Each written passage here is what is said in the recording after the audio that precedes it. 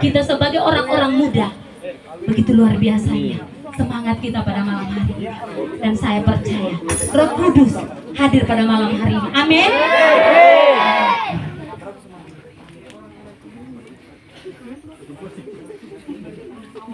Sudah capek? Belum? Itulah jawaban kita sebagai orang-orang muda. Ketika datang menyembah Tuhan, rasa capek itu pasti tidak akan ada. Amin? Amin. Karena kita tahu bersama bahwa ketika kita benar-benar menyembah Tuhan, maka Roh Kudus akan bersama-sama dengan kita. Dan pasti ketika kita kembali dari tempat ini, maka kita akan memperoleh berkat itu. Amin? Amin. Oleh sebab itu, mari kita menaikkan kembali pujian yang mengatakan, bertata dalam berkuasa di bumi, di sorga, bertata dalam kemuliaan, dialah Tuhan Allah kita, namanya berkuasa, pembebas umatnya. Mari kita naikkan pujian ini.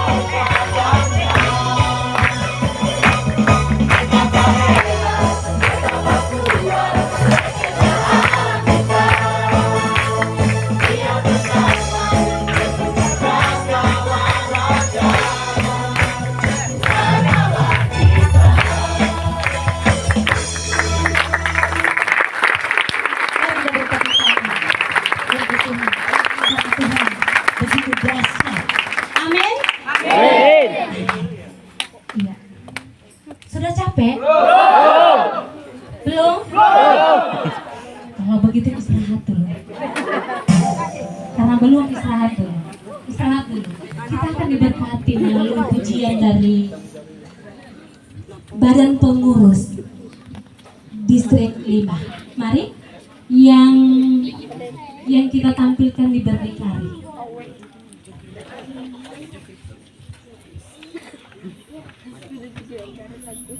Mari pengurus Badan Pengurus Distrik 5, mari kita akan memuji nama Tuhan pada malam hari ini.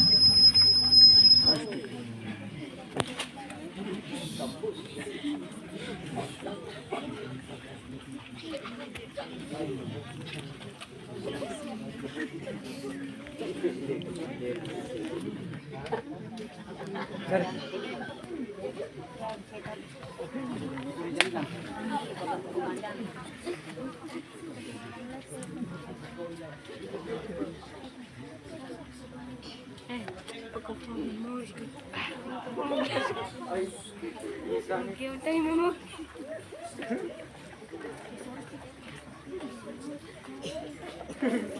Que eu tenho memória.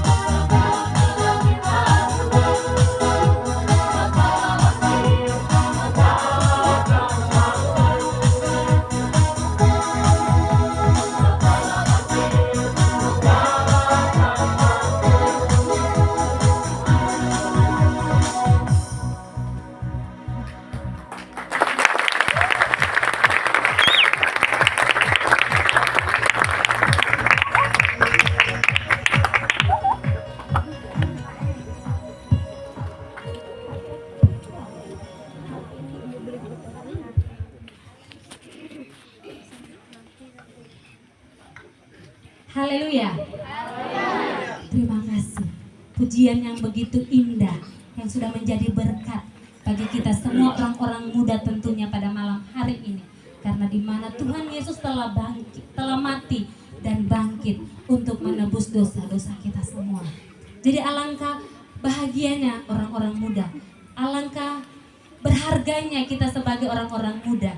Karena Allah kita adalah Allah yang sanggup melakukan semuanya. Amin. Amin. Oleh sebab itu, untuk membalas kebaikan Tuhan, mari kita pada saat ini untuk lebih semangat lagi untuk memuji dan memuliakan nama Tuhan. Setuju? Setuju. Sepakat malam ini? Sepakat. Kalau begitu mari teman-teman untuk bangkit berdiri kembali. Kita akan menaikkan pujian yang mengatakan bangkit. Serukan nama Yesus. Maju, nyatakan kuasanya. Kita buat iblis gemetar. Kalahkan tipu dayanya dengan kuasa namanya. Setuju? Kita akan kalahkan iblis pada malam ini melalui puji-pujian kita pada malam hari ini. Mari kita naikkan pujian ini. Bangkit, serukan nama Yesus.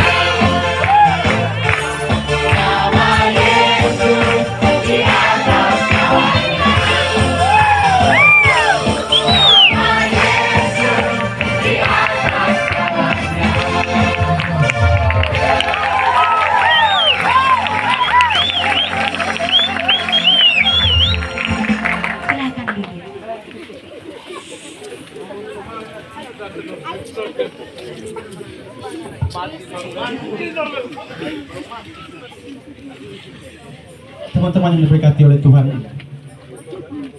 pada saat ini kita akan mendengarkan bagian daripada firman Tuhan. Sebelum kita mendengarkan bagian daripada firman Tuhan ini, mari Mari kita mengangkat satu pujian penyembahan. Rohmu yang hidup memenuhiku. Biarlah Roh Kudus Tuhan memenuhi kita pada malam hari ini. Dan biarlah Roh Kudus itu menjamah hati kita dan kita boleh mendengarkan firman Tuhan itu dengan baik. Dan setelah firman ini, setelah pujian ini, saya akan perkenalkan hambanya, Kapten Yusranto Julo, untuk berdoa untuk firman Tuhan dan sekaligus firman Tuhan. Mari kita mengangkat pujian.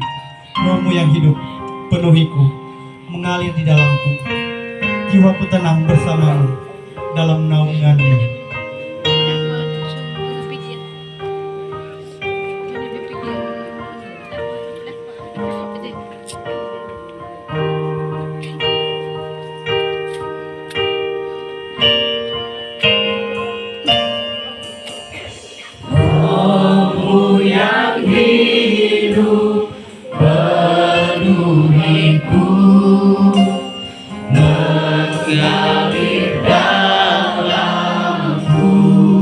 Jiwaku tenang bersamamu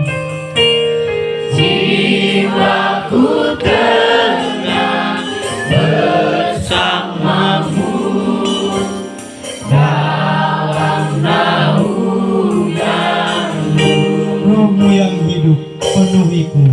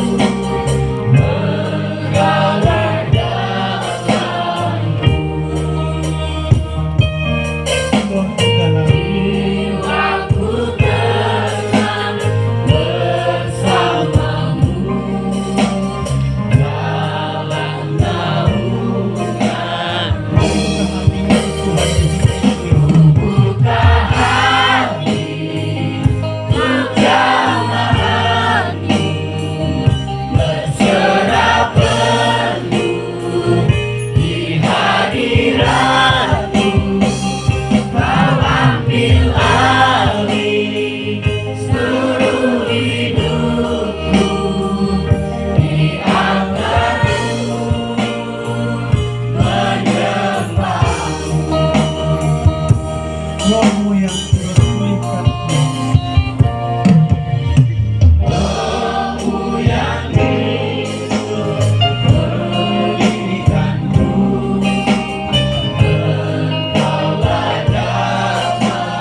Ku hidup oleh anugerah-Mu Tuhan.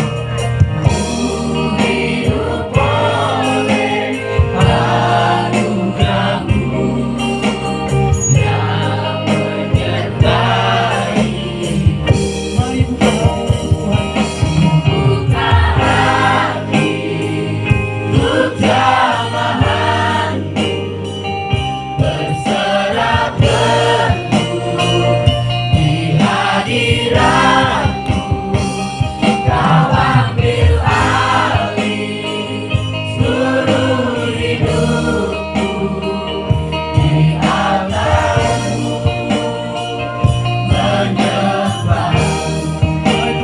semua makin berdiri.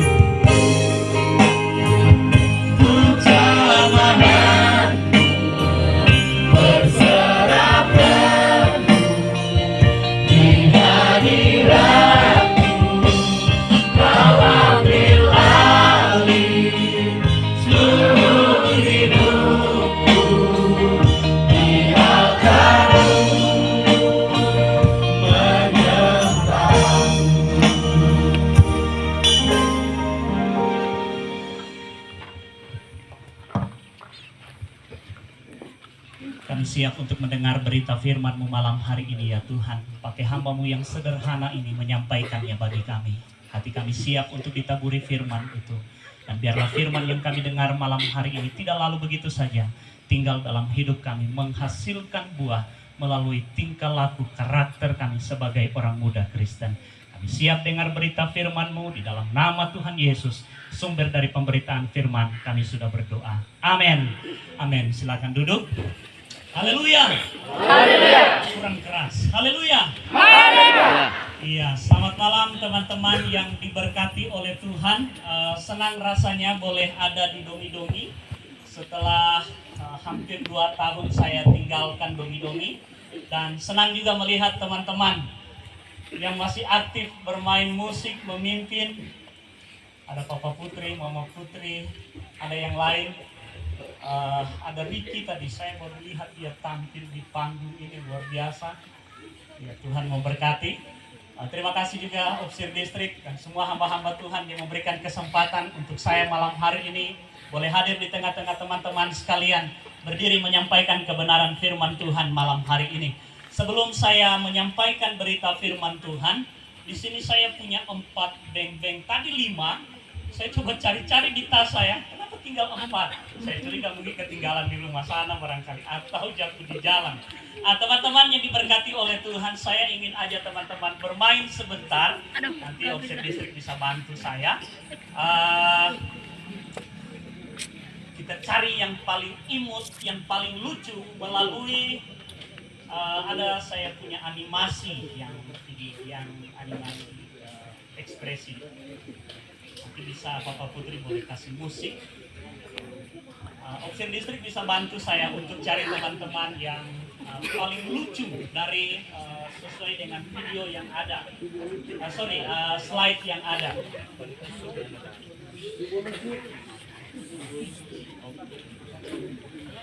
Teman-teman akan ikut gambar-gambar ini, teman-teman sekalian. Teman-teman akan ikut gambar-gambar ini. Siapa yang paling lucu menurut Opsir Distrik? Silakan ambil beng-beng ini ya. Oh, tidak beng-bengnya. Saya cuma 4 ya. Iya, siapa yang paling lucu menurut Opsir Distrik? Silakan ambil di depan. Tidak boleh lebih dari 4 ya. Ya, boleh Pak? Yang paling lucu. Ya, saya silakan teman-teman berdiri. Ya, Putri kasih musik. Ya, Opsir juga mungkin bisa ikut. Bisa?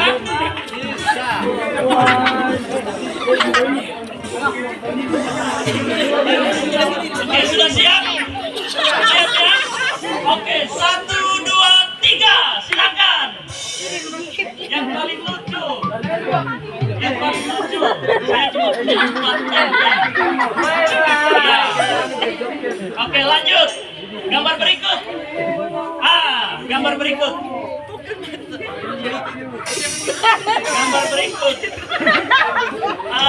Ada bagi yang 4, hanya 4 orang. Ya, yang paling lucu dari sekian kita yang hadir, saya hanya butuh 4. Ya. Ya, lanjut lagi. Itu masih ada gambarnya, masih ada. Lanjut. Ya, masih ada gambarnya. Masih ada gambarnya.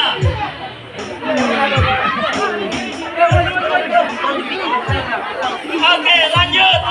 Masih ada gambarnya. Itu masih ada. Siapa yang paling lucu? Masih ada gambarnya. Ya, saya punya 4, masih ada. Ya, masih ada gambarnya. Oke, lanjut. Masih ada gambarnya. Masih ada gambarnya. Ini paling lucu. Oke, masih ada gambarnya. Sudah dapat? Ya, lanjut. Masih ada gambarnya ternyata. Ini. Silakan ketawa.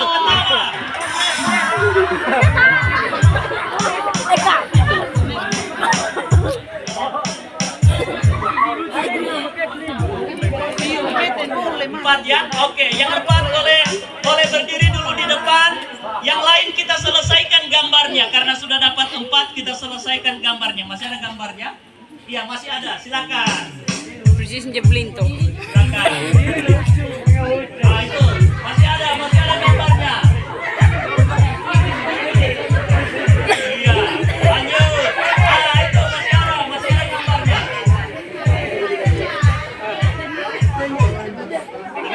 Oke, tepuk tangan, silakan duduk.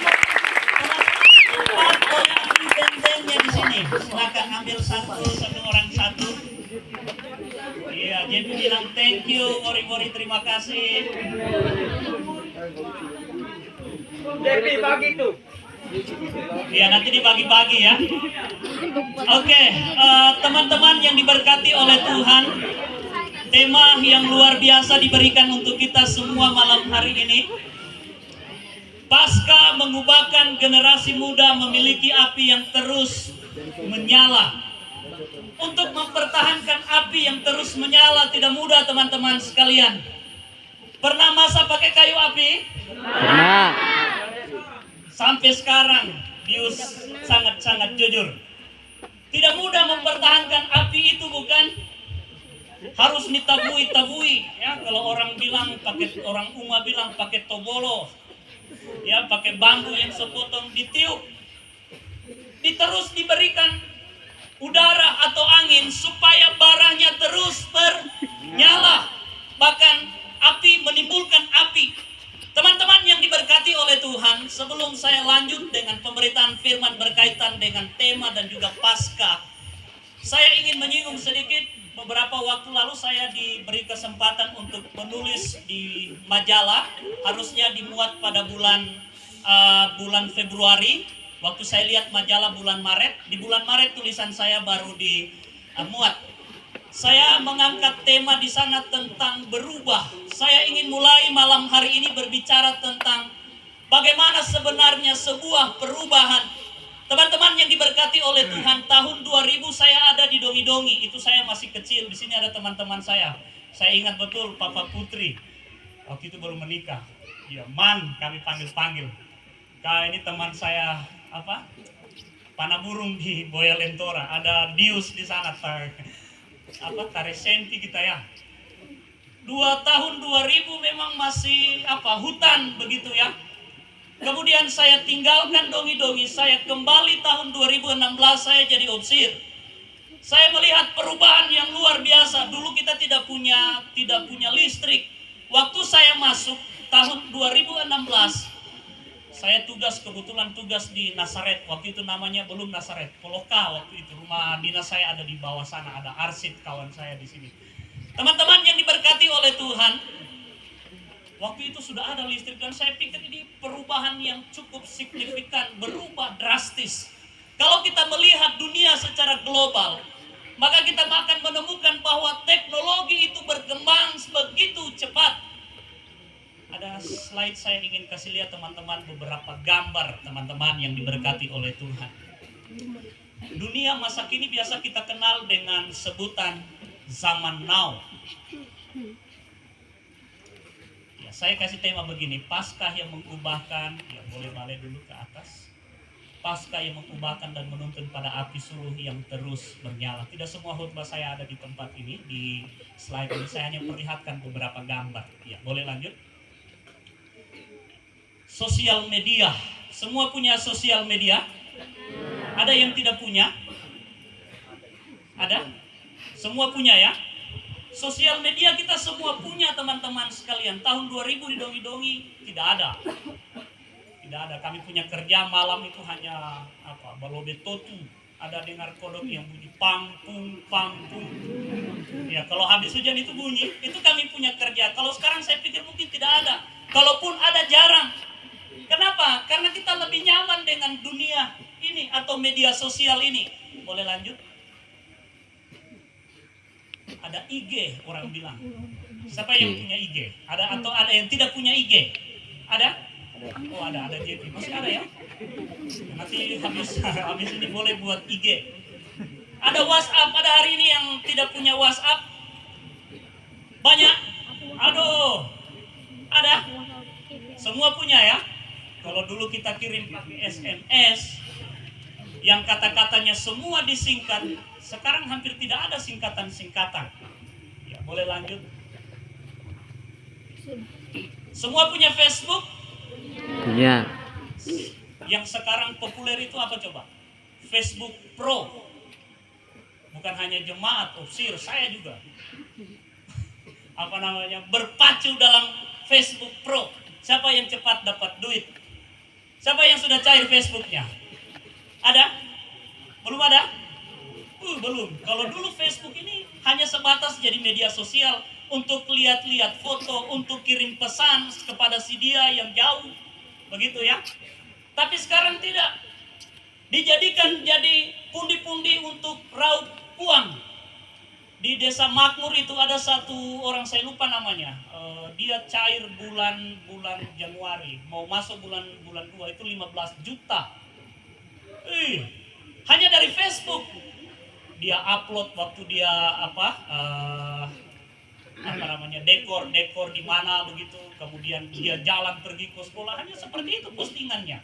Saya bilang, saya ini kan rajin menyapu, kalau saya ini jadi video-video menyapu. Nah, tantu naria doi 15 juta. Lanjut.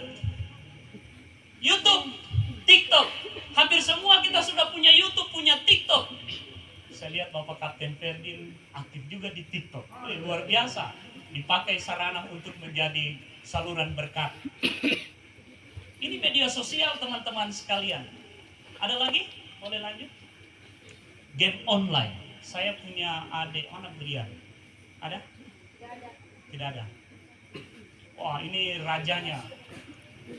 Saya mau bilang dia luar biasa kalau dengan ini. Ada Ricky satu ya.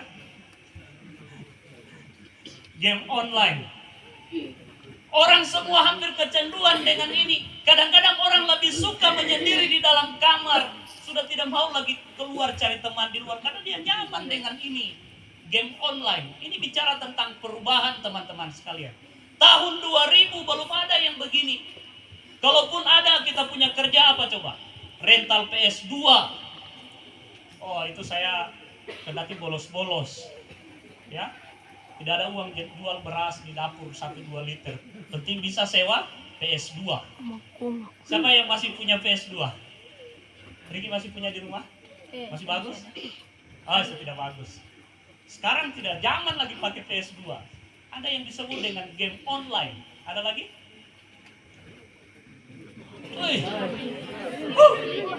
Siapa yang sudah terlalu jauh dengan ini?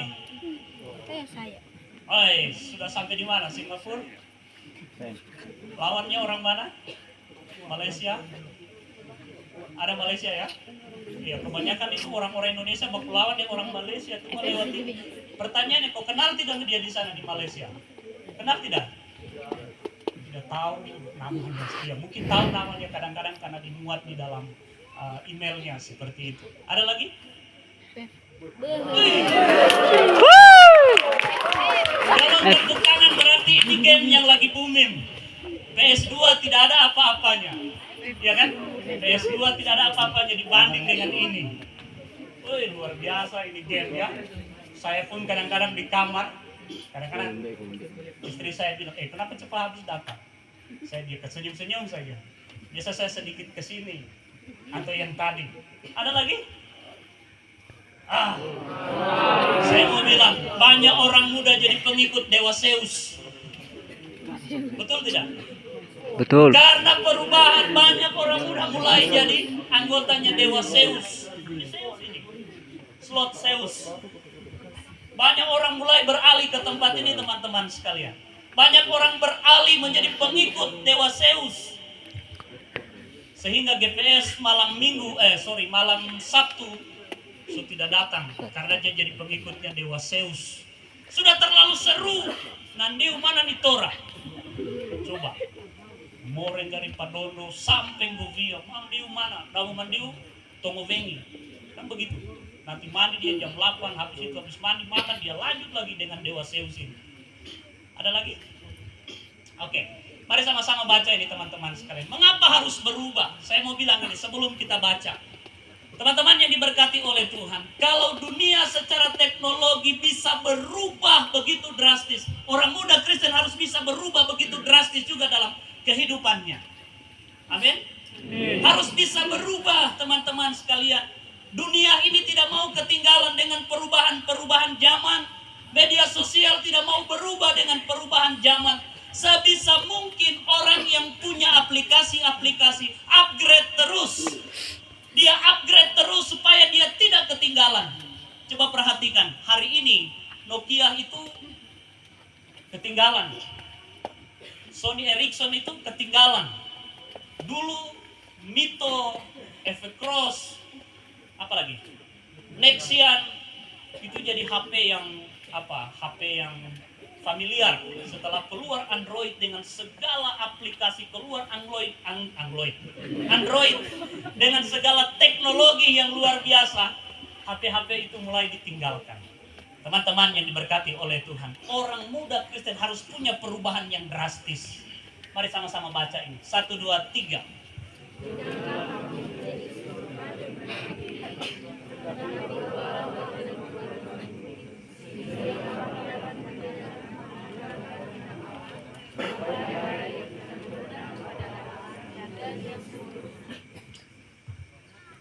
Janganlah kamu menjadi serupa dengan dunia ini. Mengapa kita harus berubah? Alkitab bilang jangan jadi sama.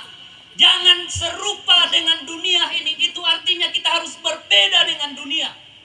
Kalau dunia aja kita suka mabuk, narkoba, seks bebas, mencuri dan lain sebagainya. Alkitab bilang jangan jadi sama, jangan serupa dengan dunia. Kata-kata selanjutnya, tetapi berubahlah oleh pembaharuan budimu, sehingga kamu dapat membedakan manakah kehendak Allah, apa yang baik, yang berkenan kepada Allah, dan yang sempurna. Itu yang Tuhan mau. Teman-teman yang diberkati oleh Tuhan, itu tuntutan untuk semua orang-orang muda Kristen. Kenapa kita harus berubah? Kita diminta untuk tidak sama dengan dunia. Tadi saya sudah awali khotbah ini dengan perkembangan teknologi. Yang punya aplikasi itu tidak mau ketinggalan. Orang Kristen pun jangan sampai ketinggalan. Orang muda Kristen yang disebut sebagai tiang-tiang gereja. Saya bilang bukan hanya jadi tiang gereja. Orang-orang muda itu pemikir gereja. Karena kalau kita lihat, kita punya orang-orang tua, tokoh-tokoh gereja. Mereka sudah lansia, teman-teman sekalian. Siapa yang jadi pemikir gereja? Kita bukan hanya tiang, tetapi kita jadi pemikir di dalam gereja. Tapi kalau kita sama dengan dunia, kita tidak sanggup menjadi pemikir-pemikir di dalam gereja, maka gereja kita akan jadi ketinggalan. Iman kita pun akan semakin hari akan ketinggalan. Ada lagi?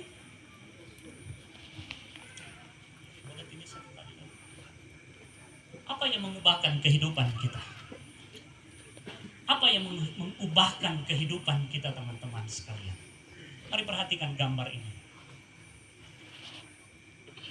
Cinta dan pengorbanan. Amin. Inilah yang mengubahkan kehidupan kita sebagai orang Kristen. Cinta dan pengorbanan. Cintanya yang besar, dia mau korbankan dirinya di atas kayu salib untuk mengubahkan kita. Saya mau bilang, dosa itu utang di hadapan Tuhan. Kalau utang berarti harus dibayar. Pertanyaannya, siapakah yang sanggup bayar utang dosa? Ada yang sanggup? Seberapa banyak uangmu, seberapa banyak hartamu, seberapa jenius engkau, tidak akan pernah bisa bayar hutang dosa. Tetapi dia yang datang terpaku di atas kayu salib, dialah yang bayar hutang dosa itu. Rasul Paulus bilang, hanya karena kasih karunia engkau diselamatkan. Cinta dan pengorbanan, ini kayak judul sinetron. Ada yang lagi begini hatinya, cinta dan pengorbanan. Tadi malam saya lagi baca status, saya lupa namanya, itu orang muda kami di distrik 2. Dia bilang begini, jangan terlalu bawa kalau aku bukan tujuanmu, jangan terlalu bawa aku jauh. Waktu saya baca, aduh, kasihan betul. Kalau aku bukan tujuanmu, jangan bawa aku terlalu jauh. Tapi malam hari ini tujuan kita Tuhan, dan kita mau dibawa lebih dekat, lebih jauh dengan Tuhan. Amin. Kenapa? Karena cinta dan pengorbanan. Masih ada? Yohanes 3 ayat 16. Saya kasih gambar salib sama dengan love. Salib itu lambang penderitaan. Salib itu lambang penghinaan. Yang pantas dipaku di kayu salib hanyalah seorang penjahat. Hanyalah seorang pemberontak. Yang pantas dipaku di salib hanyalah seorang yang memang betul-betul jahat. Tetapi salib ini menjadi sangat berharga hari ini karena Yesus. Dia yang terpaku di atas kayu salib untuk saudara dan saya. Yohanes 3 ayat 16. Karena begitu besar kasih Allah akan dunia ini, sehingga ia telah mengaruniakan anaknya yang tunggal, supaya setiap orang yang percaya kepadanya tidak binasa, melainkan beroleh hidup yang kekal. Inilah yang mengubahkan kita teman-teman sekalian. Dari orang berdosa menjadi orang yang dibenarkan. Dari orang yang tidak layak di hadapan Tuhan menjadi orang yang dilayakkan di hadapan Tuhan. Saya mau bilang kata pembenaran. Dibenarkan itu kita sedang bicara perubahan status.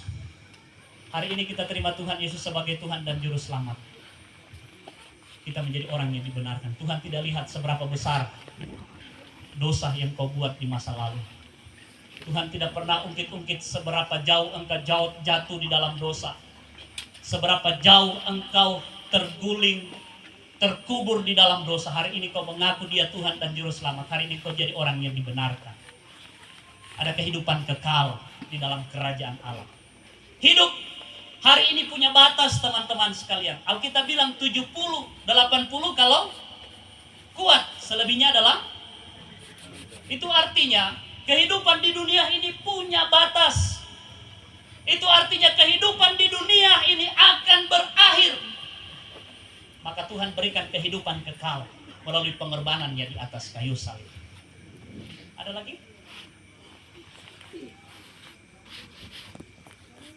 1 Korintus 15 ayat 17. Dan jika Kristus tidak dibangkitkan, maka sia-sialah kepercayaan kamu dan kamu masih hidup dalam dosa. Ini yang mengubahkan kita. Salib, kematian di atas kayu salib tanpa kebangkitan bukanlah keselamatan. Kematian di atas kayu salib tanpa disertai kebangkitan pada hari yang ketiga bukanlah keselamatan, bukanlah sejarah keselamatan. Tetapi karena Dia mati di atas kayu salib, Alkitab bilang hari Jumat Dia bangkit pada hari yang ketiga. Kematian dan kebangkitan menjadi dasar iman orang Kristen. Teman-teman yang diberkati oleh Tuhan, tidak semua khotbah saya ada di gambar ini. Saya ingin aja kita baca Yohanes 20, 24 hingga 29. Yohanes